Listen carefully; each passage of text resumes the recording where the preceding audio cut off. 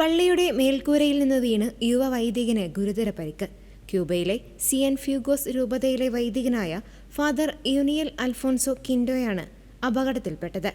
April 21-നാണ് father പള്ളിയുടെ മേൽക്കൂരയിൽ നിന്ന് അബദ്ധത്തിൽ താഴേക്ക് വീണത്. ഉടൻ തന്നെ അദ്ദേഹത്തെ തീവ്രപരിചരണ വിഭാഗത്തിൽ പ്രവേശിപ്പിച്ചു. വീഴ്ചയുടെ ആഘാതത്തിൽ ഇടുപ്പെല്ലിനും തലയോട്ടിക്കും ഗുരുതരമായ പൊട്ടലുകൾ സംഭവിച്ചിരുന്നു. അതേസമയം അദ്ദേഹത്തിന്റെ ആരോഗ്യനിലയിൽ പുരോഗതിയുണ്ടെന്ന് രൂപത അറിയിച്ചു. അദ്ദേഹത്തിന്റെ ഇടുപ്പെല്ലിന് നടത്തിയ ശസ്ത്രക്രിയ വിജയകരമായി പൂർത്തിയായതായി സിയൻ ഫ്യൂഗോസ് രൂപത വ്യക്തമാക്കി.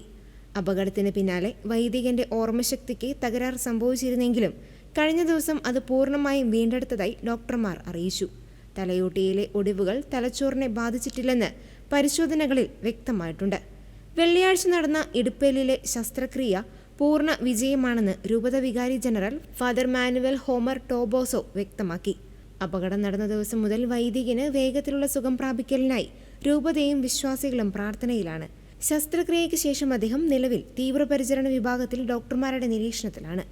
ശസ്ത്രക്രിയ വിജയകരമായ സാഹചര്യത്തിൽ ദൈവത്തിന് നന്ദി പറയുന്നതായും വൈദികന്റെ പൂർണ്ണ ആരോഗ്യത്തിനായുള്ള പ്രാർത്ഥനകൾ തുടരണമെന്നും രൂപത വിശ്വാസികളോട് അഭ്യർത്ഥിച്ചു.